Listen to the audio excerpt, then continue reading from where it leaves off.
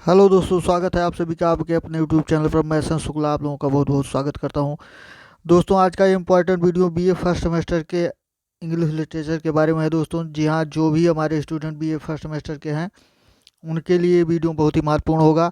कई समय हमारे स्टूडेंट्स का कमेंट आ रहा था कि सर एमसीक्यू और वेरी शार्ट के अलावा लॉन्ग आंसर और शॉर्ट आंसर भी कराइए। तो आज की इस वीडियो में दोस्तों कुछ लॉन्ग और शॉर्ट आंसर को महत्वपूर्ण जो आपके एग्जाम की दृष्टि से हैं उनको इंक्लूड किया गया है। तो फटाफट वीडियो को देखिए दोस्तों।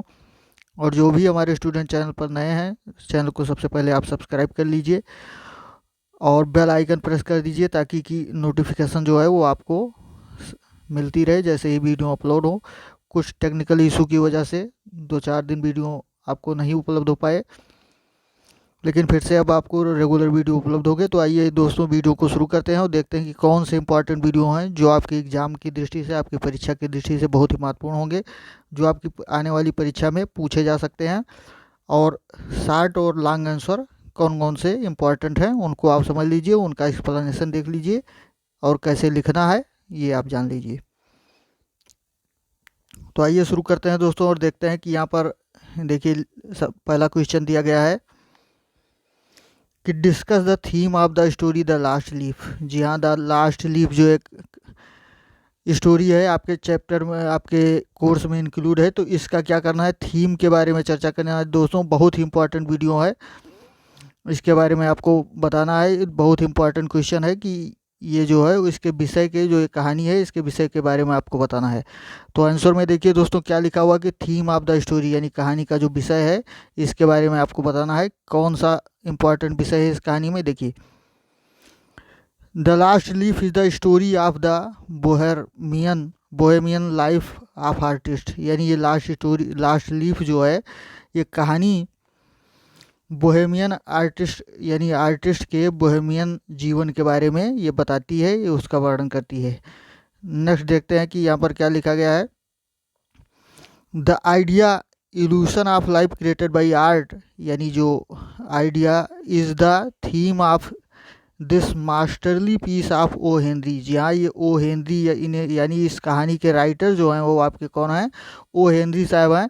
तो इनका जो मास्टरली पीस यानी बहुत ही उत्कृष्ट रचना जो है, बहुत ही अच्छी रचना उनकी जो है, इसका जो विषय है वो क्या है, इज द थीम ऑफ, यानी इसका विषय क्या है, द आइडिया इल्यूशन यानी विचार भ्रम जिसे आप कह सकते हैं, आप लाइफ जीवन के विचार भ्रम जो क्रिएटेड बाई आर्ट यानी कला द्वारा निर्मित विचार भ्रम, जीवन का जो विचार भ्रम है वही इसका जो है यानी विचारात्मक भ्रम आप कह सकते हैं। तो वही इसका क्या है, इस कहानी का मेन थीम है, मेन विषय इस कहानी का है।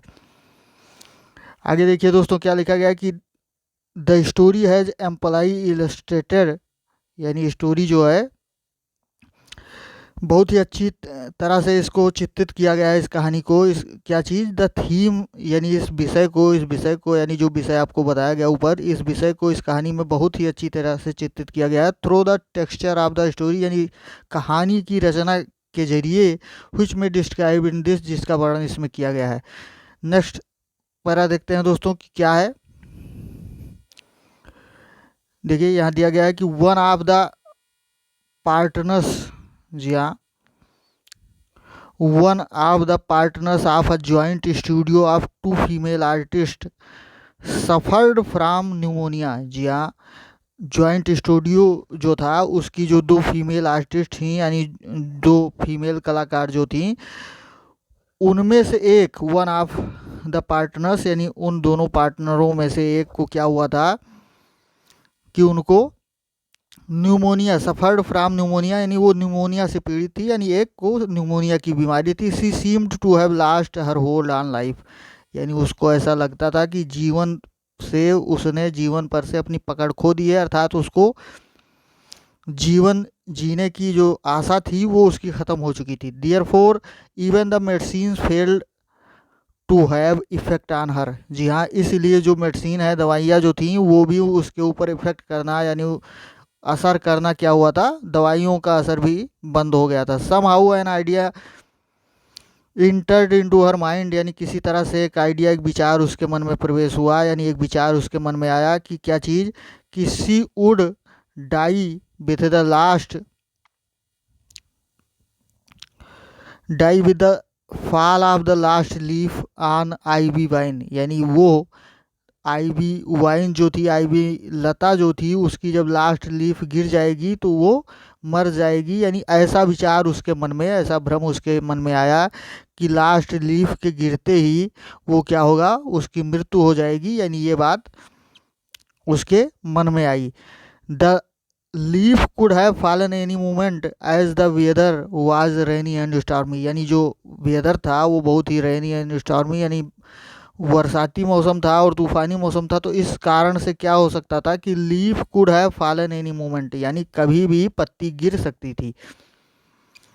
नेक्स्ट देखते हैं, नथिंग कुड कन्विंस हर, यानी कोई भी चीज उसको कन्विंस नहीं कर सकी। हाँ, यहाँ से देखिए कि nothing could convince her that she was wrong, यानी कोई भी चीज़ उसे इस बात का विश्वास नहीं दिला सकी कि वो गलत थी, यानी उसका ये विचार गलत था।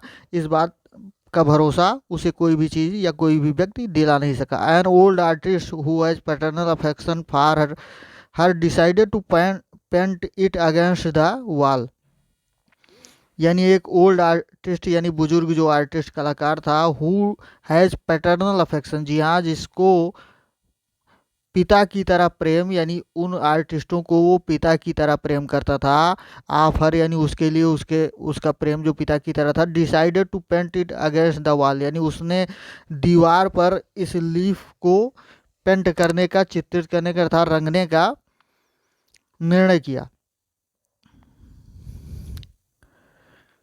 हाँ, आगे देखिए, दिस क्रिएटेड एन इल्यूशन, यानी इस बात ने क्या किया, उसके मन में एक इल्यूशन अर्थात एक भ्रम जो है पैदा किया कि इन द पैशंस, यानी जो बीमार था, रोगी था, रोगी जो थी, यानी अर्थात उसी लड़की की बात हो रही है, इसके बारे में अब जॉन्सी की बात हो रही है।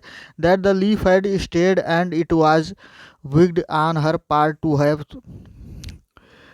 थॉट ऑफ डेथ, यानी पत्ती जो है वो ठहर गई है, पत्ती ठहर गई अर्थात पत्ती गिरेगी नहीं, तो जो वो उसको मरने का विचार जो उसके मन में था वो गलत था, यानी वो बहुत ही दुष्टतापूर्ण या मूर्खतापूर्ण आप कह सकते हैं। तो उसका जो मरने का विचार था वो गलत था, ये भ्रम उसके मन में आया। हर इंटरेस्ट इन लाइफ रिवाइव्ड, यानी उसका जो इंटरेस्ट था जीवन के प्रति, उसकी जो रुचि थी वो क्या हुई, रिवाइव्ड, यानी पुनर्जीवित हो गई, यानी जीवन जीने की आशा जो है जॉन्सी की वो फिर से जिंदा हो जाती है। But the old man suffered from pneumonia, लेकिन जो बूढ़ा व्यक्ति था उसको न्यूमोनिया हो जाता है। Never to recover from it, और वो इससे कभी उबर नहीं पाता, और इस प्रकार उसको क्या होता है, एंड डाइड, और उसकी मृत्यु हो जाती है। तो ये क्वेश्चन दोस्तों आपका क्लियर हो चुका है, यानी ये आपका थीम है, यानी लास्ट लीफ का जो मेन विषय है, मेन सब्जेक्ट जो है, जिस सब्जेक्ट पर, जिस थीम पर ये कहानी लिखी गई उसी के बारे में बताया गया है कि ये सारी चीज़ें क्या हैं। तो इस क्वेश्चन को आप चाहें दोस्तों तो शॉर्ट में लिखें, और चाहे तो इसी क्वेश्चन को लॉन्ग आंसर में भी लिख सकते हैं, चूँकि ये इतना पर्याप्त है कि आप इसको बढ़ा के लॉन्ग आंसर में कर सकते हैं।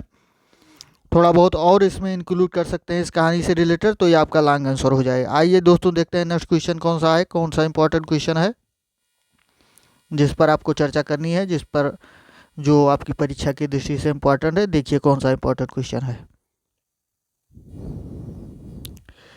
लिखा हुआ, write a character sketch of Behrman, यानी बहरमन के कैरेक्टर स्केच के बारे में, यहाँ पर उनके कैरेक्टर स्केच के बारे में आपको यहाँ पर बताना है, उनका चरित्र चित्रण करना है। बेहरमन यानी उसी, जो ये कहानी अभी आपने लास्ट लीफ पढ़ी है उसी कहानी का एक कैरेक्टर है, यानी ओल्ड आर्टिस्ट जो था उसी के बारे में बात हो रही है, उसी का नाम बेहरमन था। तो उसके कैरेक्टर स्केच के बारे में आप वर्णन करिए, उसका चित्रण कीजिए, ये बात यहाँ पर आपको बतानी है। आंसर में देखिए फटाफट दोस्तों क्या लिखा गया है। कैरेक्टर स्केच ऑफ बेहरमन, यानी बेहरमन का चरित्र चित्रण। Behrman is an old painter, यानी एक बुजुर्ग पेंटर था, चित्रकार था। इन द स्टोरी, यानी कहानी में, यानी था क्या है, यानी Behrman is an old painter, यानी एक बुजुर्ग चित्रकार है। इन द स्टोरी, यानी कहानी में। द लास्ट लीफ, यानी लास्ट लीफ कहानी में वो एक बुजुर्ग पेंटर है। बी में describe the qualities of his character in the following वे, यानी हम उसके जो चरित्र का जो गुण है उसको इस प्रकार से उसका वर्णन कर सकते हैं। किस प्रकार से, ये हेडिंग बाय हेडिंग यहाँ पर दी गई है, इसको ऐसे ही अगर दोस्तों आप आंसर में लिखते हैं, बढ़िया ढंग से हेडिंग बना करके लिखते हैं, तो नंबर आपको पक्का बहुत ही बढ़िया मिलेगा। देखिए फर्स्ट टॉपिक जो है, हिज पर्सनालिटी यानी उसका व्यक्तित्व कैसा था, यानी बेहरमन का व्यक्तित्व कैसा था, उसके बारे में यहाँ पर दिया गया है कि Behrman was more than 60 years of age and had, हाँ यहाँ पर ये देख लीजिए कि बेहरमन जो था वो 60 ईयर्स ओल्ड यानी 60 साल से भी ज़्यादा उसकी एज थी, उसकी उम्र जो थी 60 साल से ज़्यादा थी। और क्या था, हैड ये Michael Angelo's Moses beard curling down from the head of a satyr along the body of an imp, यानी उसकी जो दाढ़ी थी वो माइकल एंग्लो मोसेस, ये एक व्यक्ति का नाम है, यानी उस व्यक्ति माइकल एंग्लो मोसेस की बियर्ड की तरह नीचे की तरफ झुकी हुई थी, और जैसा वो किस तरह हेड ऑफ ये स्टायर यानी शरीर से जो दाढ़ी उसकी थी बड़ी बड़ी माइकल एंग्लो की तरह थी, और along the body of an imp, जैसा कि मान लीजिए छोटा शैतान या भूत के ऊपर जो शरीर पर जिस तरह के बाल होते हैं, तो उस तरह का उसका बाल था, उसकी दाढ़ी थी। तो ये उसकी क्या हो गई, व्यक्तित्व हो गया, उसका पर्सनालिटी हो गया कि वो कैसे दिखने में कैसा था। नेक्स्ट टॉपिक देखते हैं कि क्या था, यहाँ पर दिया गया है कि नेक्स्ट टॉपिक क्या है, अ फेलर ऑफ एन आर्टिस्ट, यानी कलाकार के रूप में वो क्या था, असफल कलाकार था। जी हाँ, वो एक असफल कलाकार था। तो इसके बारे में देखते हैं। The writer describes him as a failure of art, यानी राइटर ने उसका वर्णन किस प्रकार किया है, कला के असफलता के रूप में, यानी असफल कलाकार के रूप में उसका चित्रण किया है। Far in 40 years of his life as an artist, यानी अपने जीवन के 40 साल का जो उसका करियर था, कलाकार के रूप में उसका करियर था, ही हैड डन नथिंग, उसने रिमार्केबल इन आर्ट, यानी कला के क्षेत्र में उसने कोई बहुत अच्छा काम नहीं किया, कोई ऐसा बिंदु नहीं, यानी रिमार्केबल कोई बहुत ही उत्कृष्ट काम नहीं किया कि जिसको लोग जान सकें या जिसके द्वारा उसको बहुत ज़्यादा प्रसिद्धि मिल सके। He had been always about to paint a masterpiece, यानी वो हमेशा एक मास्टरपीस के बारे में पेंट करने की, वो मतलब मास्टरपीस पेंट करने का, चित्रित करने का, यानी बहुत ही अच्छा कृति बनाने का वो हमेशा सोचता रहता था, उसके बारे में कहता था। But had never at began it, लेकिन उसने अब तक उसको शुरू नहीं किया था। नेक्स्ट टॉपिक देखते हैं दोस्तों, हिज सोर्स ऑफ लिवलीहुड, यानी जीविका का उसका सोर्स जो है, साधन जो है जीविका का क्या था, जीवन यापन का साधन क्या था। He earn his livelihood by painting and drawing commercial and advertisement pieces, यानी वो अपने जीविका का उपार्जन कैसे करता था, अर्न कमाता कैसे था, बाय पेंटिंग एंड ड्राविंग, यानी चित्रकारी और कलाकारी करके क्या करता था, कमर्शियल एंड एडवर्टाइजमेंट पीस, यानी ये कमर्शियल और एडवर्टाइजमेंट यानी प्रचार के जो चित्र या टुकड़े होते थे, यानी छोटे छोटे आर्टिकल होते थे, तो इस तरह इनको क्या करता था, वो छाप करके अपनी जीविका चलाता था, उससे पैसे कमाता था। He also serve as a model to those artist, यानी वो उनकी भी सेवा करता था या उनके लिए एक मॉडल था, दोज आर्टिस्ट यानी उन कलाकारों के, हु कुड नॉट पे हैंडसमली टू प्रोफेशनल मॉडल्स, यानी जो बहुत ही उत्कृष्ट कलाकार नहीं बन पाए थे। तो इस प्रकार का प्रारूप था कि जो अपने प्रोफेशन में, अपने कार्य में बहुत ही उत्कृष्ट मुकाम पर नहीं पहुँच, यानी हैंडसमली बहुत ही अच्छी तरीके से उत्कृष्ट मुकाम पर नहीं पहुँच पाए थे, तो उनको इस तरह से वो कार्य करता था। नेक्स्ट टॉपिक है दोस्तों, ही वाज, हाँ यहाँ पर दिया गया है कि वो क्या है, अ ड्रंकर्ड, यानी नेक्स्ट टॉपिक है ड्रंकर्ड, यानी आप कह सकते हैं शराबी जिसको कह सकते हैं, या शराब पीने वाला, या पियक्कड़ या शराबी। तो शराबी के रूप में क्या था कि he was also a great drunkard, यानी वो बहुत ही बड़ा पियक्कड़ था या शराबी था। When Sue enters his room, जब सू उसके इंटर्स में प्रवेश करती है, सी फाइंड्स हिम, वो उसको पाती है कि smelling strongly of Juniper berries, यानी बहुत ही ज़्यादा शराब की बदबू, जब वो कमरे में प्रवेश करती है तो बहुत ही ज़्यादा शराब की बदबू जो जूनिपर बेरीज, यानी ये शराब की टाइप्स का है, वो टाइप्स है, तो इसकी क्या करती है, दुर्गंध आती थी, यानी बहुत ज़्यादा बदबू आ रही थी जब सू उसके कमरे में प्रवेश करती है। नेक्स्ट टॉपिक है ये फ्लाइटली पर्सन, यानी जो एक अस्थिर व्यक्ति आप कह सकते हैं कि एक अस्थिर व्यक्ति की या चंचल व्यक्ति की तरह उसका कैरेक्टर था। तो इसके बारे में देखिए क्या लिखा है। He is a fickle and flighty person, यानी वो एक बहुत ही चंचल और अस्थिर तरह का व्यक्ति था। कैसे कि फर्स्ट सी आगे दिया गया है कि फर्स्ट ही डिक्लेयर्स, यानी पहले वो डिक्लेयर करता है, इस बात को बताता है कि नॉट टू पोज फॉर सू, यानी सू के लिए वो पोज नहीं करेगा, but soon says that he would pose for her, लेकिन तुरंत जल्दी ही वो ये बात कहता है कि वो उसके लिए पोज करेगा। नेक्स्ट क्वालिटी उसके करेक्टर की क्या है, इसको देखते हैं। अ गुड फ्रेंड, यानी एक अच्छा मित्र था। देखिए कैसे वो एक अच्छा मित्र था, आगे देखते हैं। विथ ऑल हिज वीकनेस, यानी इन सारी कमियों के बावजूद ही इज गुड फ्रेंड, यानी वो एक बहुत ही अच्छा मित्र है। When he comes to know of Johnsy's illness, यानी जब वो जॉन्सी के इलनेस के बारे में, उसकी बीमारी के बारे में जानता है। एंड हरीड इमेजिन्स, यानी जो उसका जो भ्रम था, उस इमेजिन्स यानी जो बहुत ही भयावह कल्पना थी, यानी भ्रम था, उसके बारे में जब उसको पता चलता है, तो ही गेट्स कंसर्न्ड फॉर, यानी वो इस पर विचार करता है। For he regard himself as a